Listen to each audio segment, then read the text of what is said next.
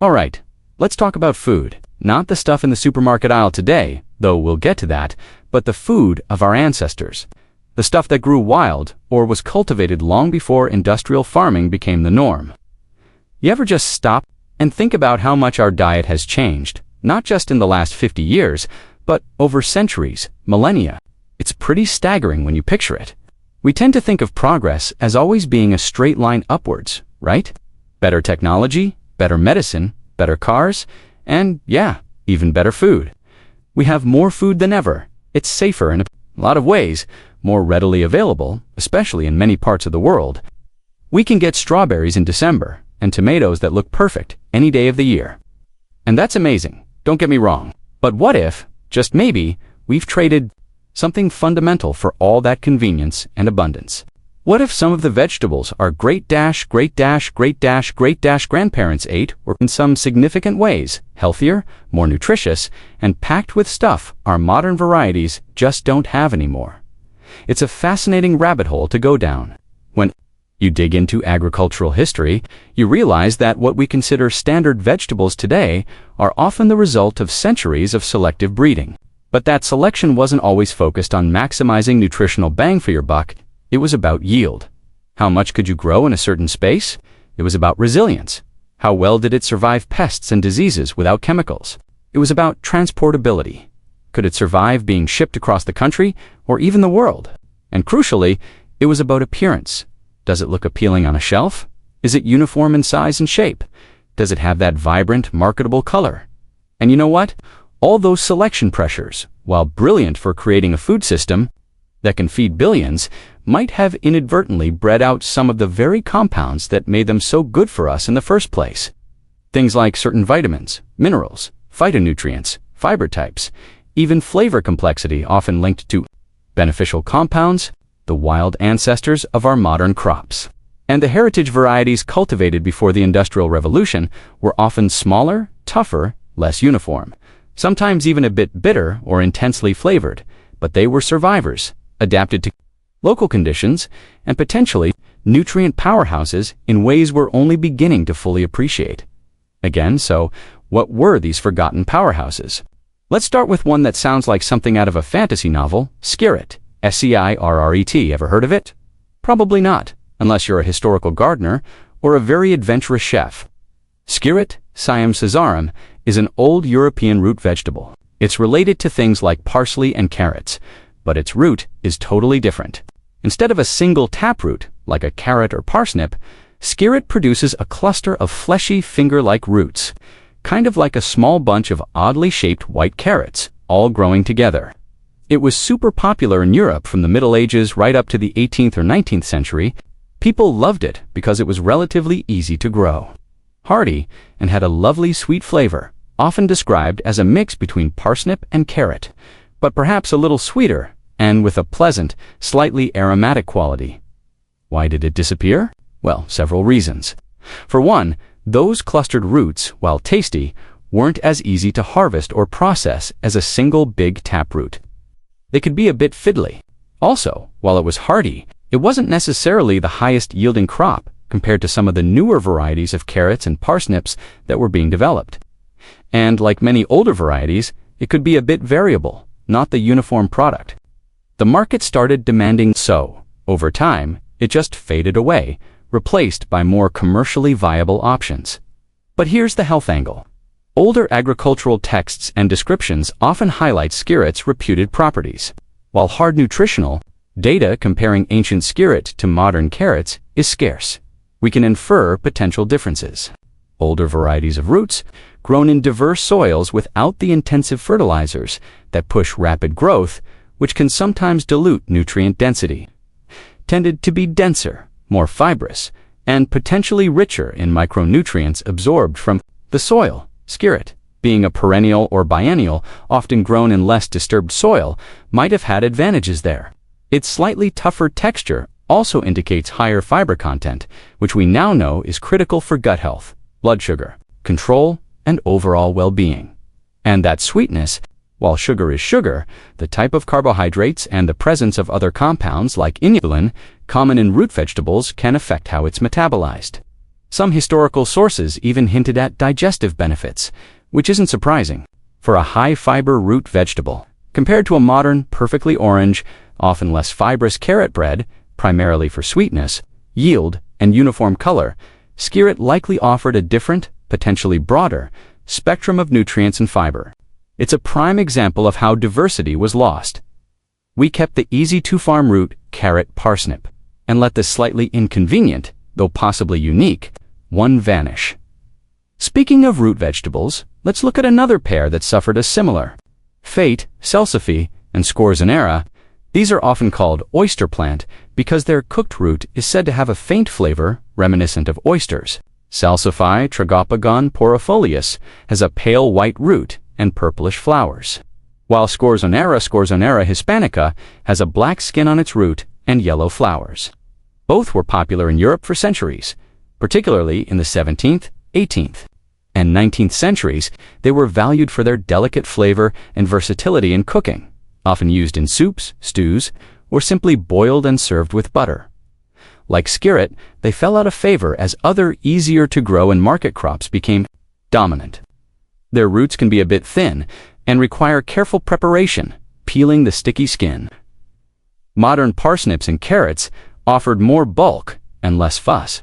But nutritionally, salsify and scorzonera are excellent sources of inulin, a type of dietary fiber that acts as a prebiotic, feeding the beneficial bacteria in your gut. Modern root vegetables like carrots still have fiber, but the type and amount can vary. Inulin is particularly good for digestive health and can help regulate blood sugar. They also contain various minerals like potassium, calcium, iron, and phosphorus, and vitamins like vitamin C and some B vitamins, while modern carrots and parsnips are also good sources of nutrients. The specific profile and the concentration in older, slower-growing varieties of salsify and potentially grown in nutrient-rich, less depleted soils could have been different, maybe even superior in certain aspects. Think about it. When a plant is selected for rapid growth and massive yield using synthetic fertilizers, it's basically force-fed the primary nutrients, NPK. It might not have to work as hard to develop the extensive root systems or synthesize the complex array of compounds it would need to thrive in a more competitive, less artificially supported environment. Those extra compounds, often they're the phytonutrients, the antioxidants, the things that give plants their resilience and, incidentally, their unique health benefits for us. So, while modern salsify and scorzonera do still exist in niche markets and gardens and are healthy, the historical versions and the general prevalence of these types of roots represent a lost nutritional avenue compared to our current reliance on just a few root crop species. Let's move above ground. How about a leafy green that was once a staple but is now almost unheard of? Good King Henry. No, not the king, the plant. Chenopodium bonus henricus. This isn't your average spinach. It's a perennial leafy vegetable native to parts of Europe. It was widely cultivated in cottage gardens and smaller farms for centuries because, being perennial, it comes back year after year, providing greens early in the spring when other things haven't started growing yet. You can eat the young leaves like spinach, the flower stalks like asparagus, and even the flower buds. It was incredibly practical for subsistence farming. Why did it fall off the map? Probably because it's not suited to large-scale mechanical harvesting like annual spinach. It spreads a bit, it's not uniform, and it goes to seed relatively quickly in hot weather compared to some modern spinach varieties bred for longer harvest windows.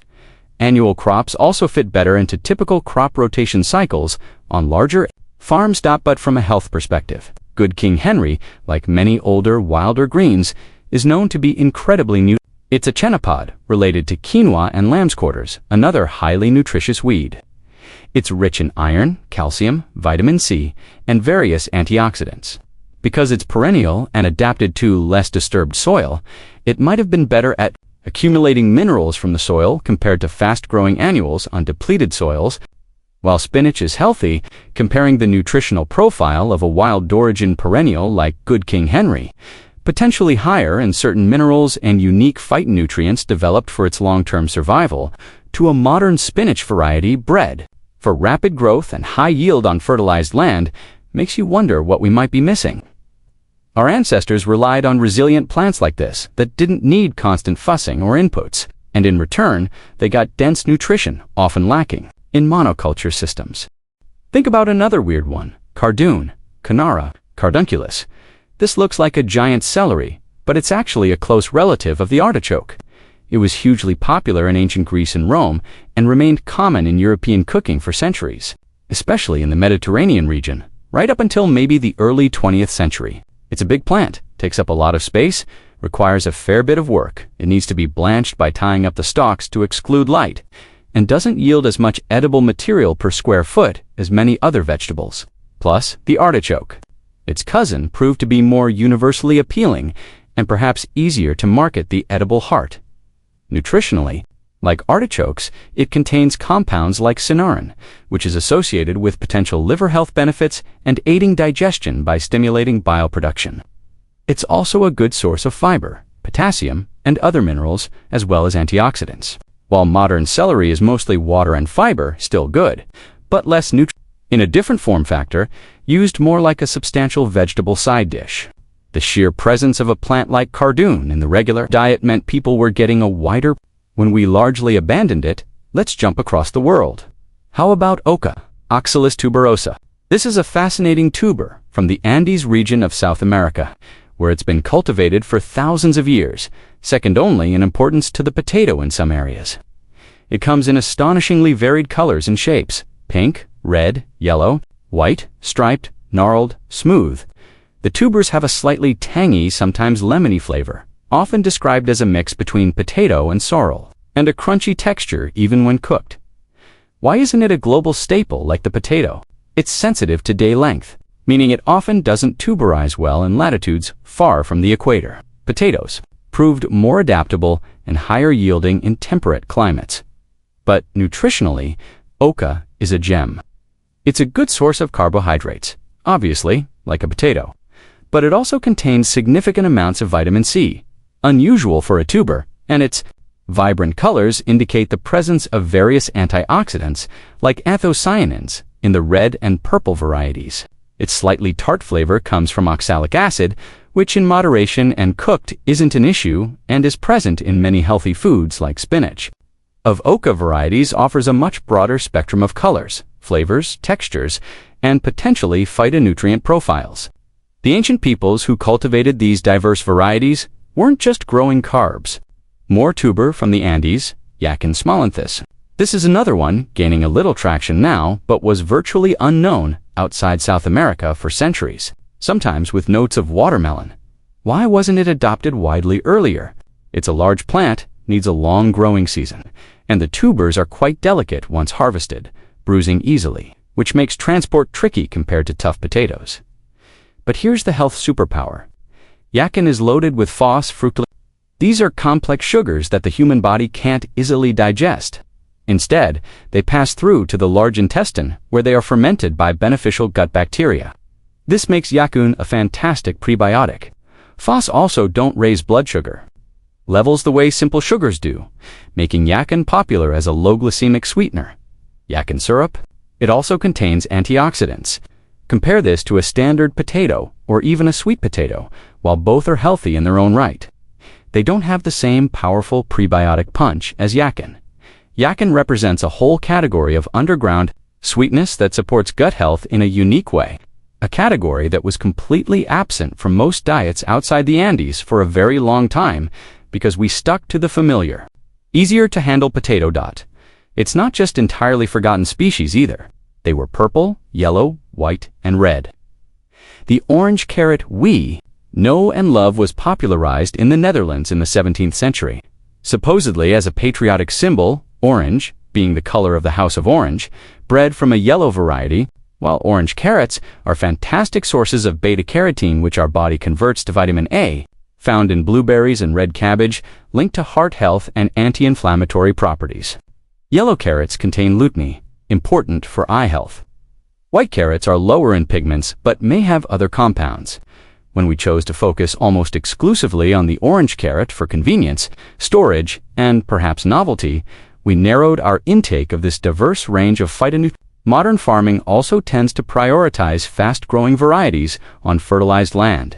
Not that modern carrots are bad, they're not, but they are different, a specific selection from a much wider, more diverse, potentially more nutritious palette our ancestors had access to, even within the same vegetable family. The same story plays out with beets. Wild beets and early cultivated varieties were incredibly diverse in color and shape. While modern red beets are great, older varieties, including golden, white, and striped Kyoja beets, offer different, subtle flavors and nutrient ratios, are far more substantial and nutrient-dense than the baby spinach we buy in bags. Or consider kale. Yes, kale is popular now, but the sheer variety of kales and other brassicas like collards, various mustards, turnip tops that used to be commonly eaten as greens was much greater. Different types of kale, like lacinato dinosaur or red Russian, have slightly different nutrient profiles and textures than the common curly kale. And then there are all the brassica weeds and wild relatives that were once foraged or casually cultivated. Think about how those might compare nutritionally to a monoculture field of one type of kale grown for mass market. Resilience often correlates with a complex chemistry that helps the plant survive, and that complex chemistry often translates to a wider array of beneficial compounds for us. When we eat them, it really makes you think about the trade-offs we've made. Our modern food system is incredibly efficient at producing calories and a baseline of macronutrients and some vitamins on a massive scale. But in the process of standardizing, hybridizing for yield and durability, and adapting to industrial farming practices, the higher mineral concentrations due to slower growth and healthier soil that were present in the farm field is incredibly productive for that one crop. But the ecosystem has layers upon layers of biodiversity, resilience, and complex interactions that the farm field lacks. Our diet used to draw from a much more diverse ecosystem of edible plants, many of which had developed unique biochemical tools to survive and thrive in varied environments. When we narrowed our focus to just a handful of super productive, easy-to-farm species, vegetables possessed, think about the concept of nutrient density. It's not just about the headline vitamins and minerals. It's about the whole package, the fiber matrix. Battling pests and diseases with its own natural defenses, which often involve producing beneficial plant compounds, might be inherently more nutrient-dense in subtle but significant ways than its modern counterpart that's been optimized for rapid growth in a controlled environment with chemical inputs. It's a subtle but crucial difference. We're not saying modern food is poison, benefits by relying on such a limited palette of ingredients compared to historical diets. The sheer variety of edible plants, consumed historically, even within a relatively small geographic area, was often much higher than what the average person eats today, and many of those varieties were landraces or heritage types. Less intensely bred, perhaps closer genetically to their wild ancestors. Retaining more of that natural resilience and complex nutritional makeup. The reasons these vegetables were forgotten are complex industrialization, changing tastes, difficulty in mass production, shorter shelf life, the rise of global transport favoring durable crops. But the consequence is that a significant part of our potential nutritional heritage has been sidelined. We eat potatoes, carrots, onions, lettuce, broccoli, tomatoes, peppers, corn, spinach, maybe a few more staples. But imagine if salsify, skirret, cardoon, yakinoka, good King Henry, and dozens of other locally adapted, historically important vegetables were still common, readily available, and integrated into our daily cooking. Our intake of fiber, unique prebiotics, specific minerals, and a vast array of phytonutrients would be significantly different, likely much higher and more diverse. It makes you wonder, doesn't it? When we read about how our ancestors seem to have lower rates of certain modern chronic diseases, heart disease, type 2 diabetes, certain cancers, before the widespread adoption of highly processed foods, we often point to things like more physical activity and less sugar. But perhaps a forgotten piece of the puzzle is the composition of their plant foods. Were these forgotten vegetables consumed regularly, providing a protective or health-promoting effect that we've since lost? Consider the fiber aspect again. Many of these forgotten roots and greens were incredibly fibrous. Modern diets, especially in industrialized nations, are notoriously low in fiber. The unique fibers and resistant starches in things like Or, the older varieties of roots could have been feeding a much healthier and more diverse gut microbiome than our modern diets support. A healthy gut microbiome is now understood to be fundamental to overall health, impacting everything from immunity and mental health to metabolism and chronic disease risk. It's also about resilience in the plants themselves. Plants that evolved to survive pests, diseases, and variable weather without human chemical intervention did so by producing compounds to defend themselves. Many of these compounds are phytonutrients that happen to be beneficial to human health. They might deter insects, fight off fungi, or protect the plant from UV radiation. When we breed plants for cultivation in a chemically protected environment, we might inadvertently select varieties that no longer invest as heavily in producing these compounds because they don't need to for survival in that context. The plant puts its energy into yield instead. So, the vibrant purple of an ancient carrot, or the slightly bitter edge of a wild green, might not just be flavor. It could be a sign of health-promoting compounds that are less present in blender. Milder, modern varieties bringing these forgotten vegetables back isn't just an academic exercise or a hobby for historical reenactors. It's potentially a way to rediversify our diet and reclaim some of the nutritional breadth that our ancestors took for granted. It's about exploring varieties that are hearty, flavorful. Small percentage of our common vegetable consumption shifted towards some of these more nutrient-dense, uniquely composed options. Imagine if salsify was as common as zucchini, or if different colored heritage carrots were the norm instead of the exception. We'd be getting a wider range of micronutrients, more diverse types of fiber, and a broader spectrum of those amazing phytonutrients that protect cells, reduce inflammation, and support overall well-being. It's not always easy to find these forgotten vegetables. Farmers markets are increasingly where you might spot a rogue bunch of salsify or a vendor experimenting with cardoon. Some adventurous chefs are bringing them back onto menus, but they are far, far from the mainstream. And getting them back into mainstream agriculture is a massive challenge. It requires developing commercially viable varieties, creating demand, and educating consumers on how to grow, prepare, and cook them. But the conversation is important. Just knowing that this rich history of diverse, potentially more nutrient-dense plant food exists challenges the notion that our modern diet is inherently superior in every way. It encourages us to question where our food comes from, how it's grown, and what might have been lost in the journey from farm to fork over the centuries. It prompts us to look beyond the perfect, uniform specimens in the supermarket and perhaps seek out greater diversity. Whether that's through exploring different ethnic cuisines that preserved some older traditions, visiting farmers markets, or even trying to grow a few of these forgotten gems ourselves. The story of forgotten vegetables is a reminder that food is not just fuel, it's a link to our history, our culture, and the complex dynamic relationship between humans and the plant world. And perhaps, just perhaps, going back to the future could be one path to rediscovering some vital elements for our health and well-being that the modern food system, for all its marvels, accidentally left behind. It's a compelling idea, isn't it?